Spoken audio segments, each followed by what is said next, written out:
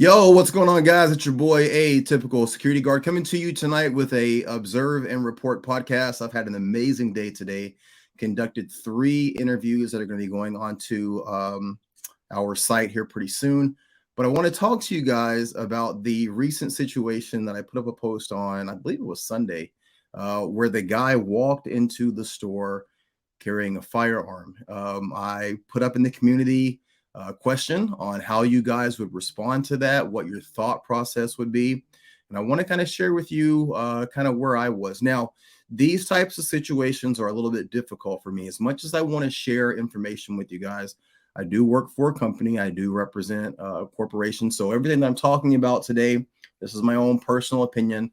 And some of the details and information I'll leave out, but I'll just give you guys a general gist of what happened, because I think that it's important that we talk about these things specifically as related to use of force. So guy walks into a store. It sounds like a joke, but it's not. Guy walks into the store, walks directly past me where I was located. I'm kind of in the cart return corral. So as he walks in the door, I'm up against the wall, and that area is kind of inset. So there's a pillar that separates me in that area where he just walked in. So as he walks in, he doesn't see me. He just walks directly past me. So I noticed that he has a bat over his right shoulder and what appears to be a Glock in his left hand. Now, this clearly puts me in a situation where I'm, going through a mile a minute through every possible scenario that could happen. Is this guy an active shooter? Is he here, looking for an employee? Is he looking for me? Is he just here to, commit random violence? And I had asked you guys, what would your response be in this situation? Would you immediately draw on this person? Would you immediately shoot this person? Would you say anything? And here are some of the things that went through my mind. If I were to draw on this person, let's just say this: getting his attention. So saying something to the effect of, "Excuse me, sir," or "Hey, stop," or "Don't move."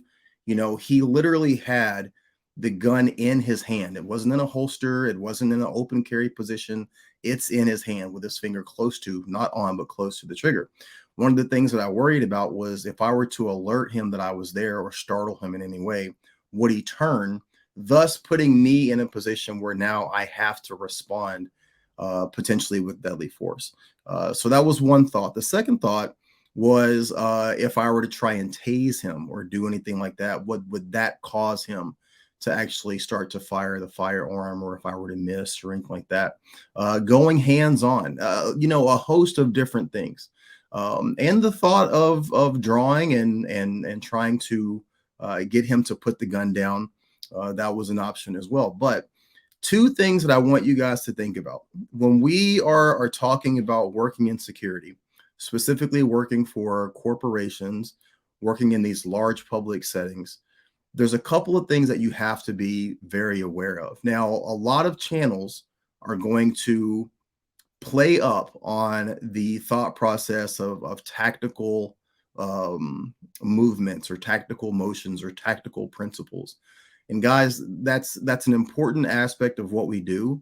But I'm going to always come on here and be transparent with you about what I think is the best mode of action. And again, I'm just one person. I'm a security guard, no different than anyone else.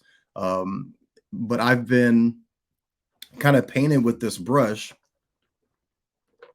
excuse me, of being a middle of the road guard, being slow to take action, not wanting to go hands on, not wanting to impose my will, so to speak, in a lot of different situations where we've had conversations about this.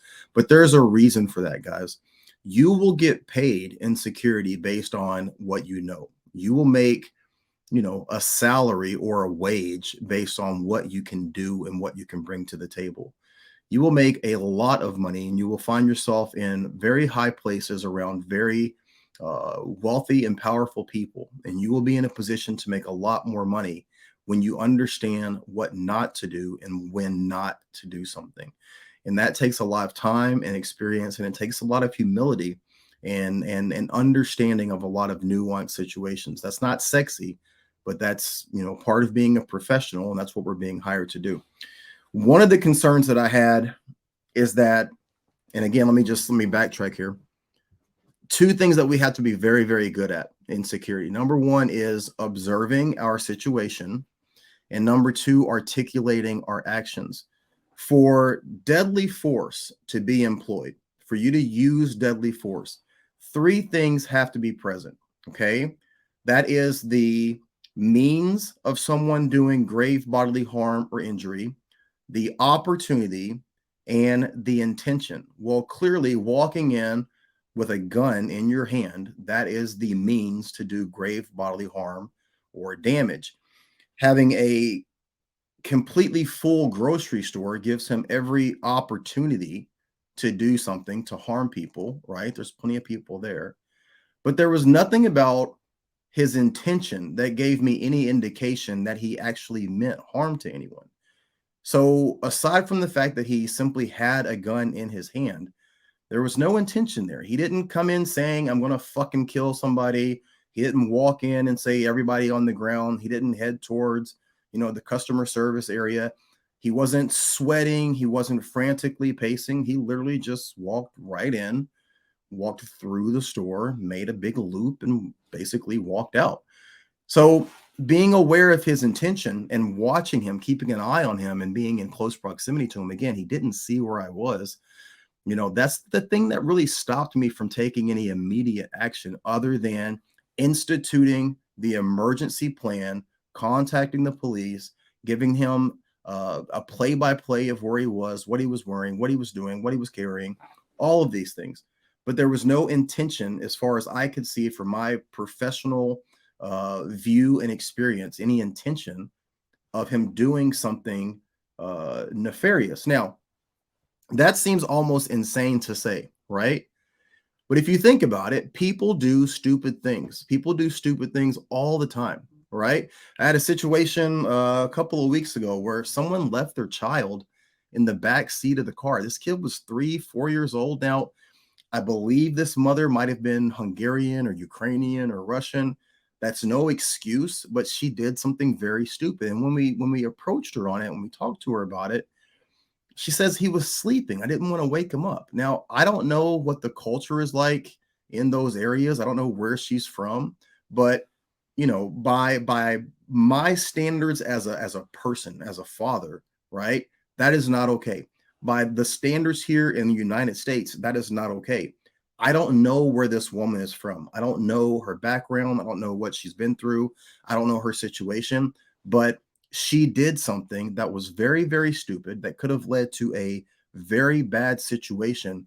But in talking to her, her intention, aside from the fact that we are all looking at that situation and saying there's no way you could not know what could happen, but her intention from her point of view was not to do her child any harm.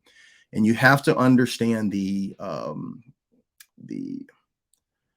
wanted to say proclivity of someone to be in a situation where they do something very stupid. So that being said, clearly this was a situation where we were all on pins and needles. I'm sweating bullets, thinking about, if I do the wrong thing on either side of the coin, if I do the wrong thing by drawing down on this person and that leading to something that I can't back out from, I can't get back from that.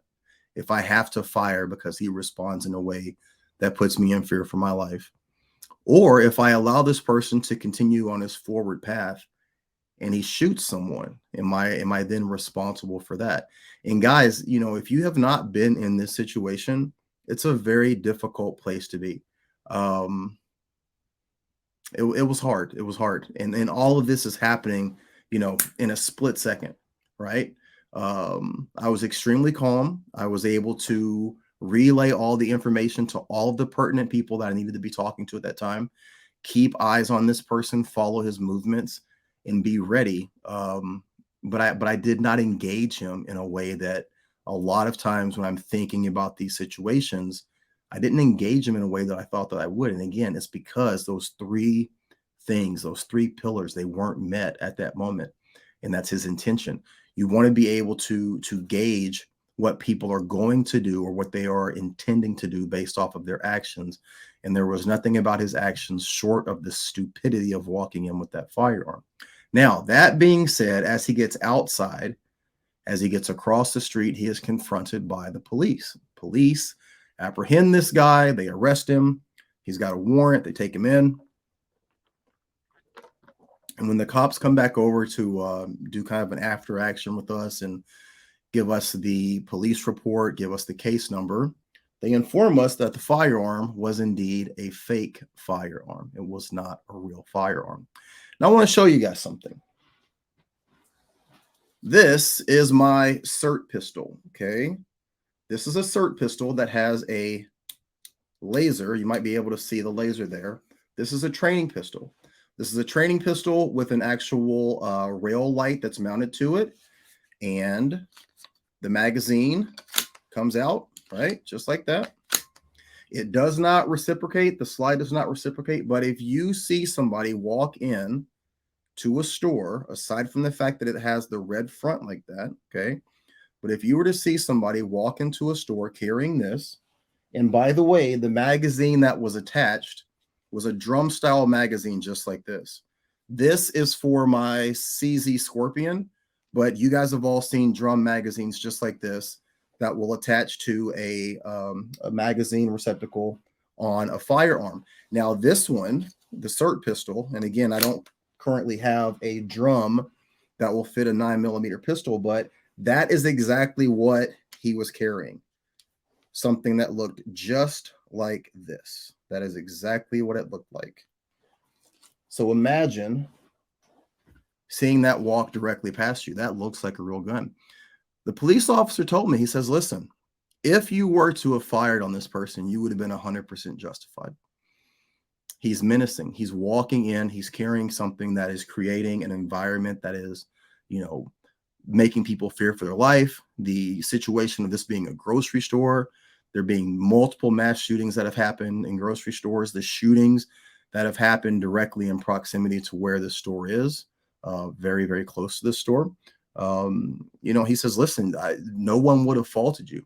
Now, the thing that you guys as security guards have to be careful of is that you don't know that for sure specifically across the board, right? And you can't rely on that. You can't rely on one police officer, and God bless him for coming over and honestly comforting me in that time.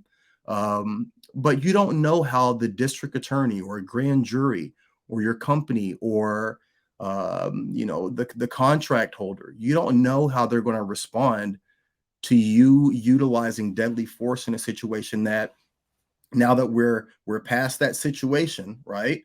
And in hindsight, we can look back and we can say that was not a real firearm. It was something very similar to this. The slide was red.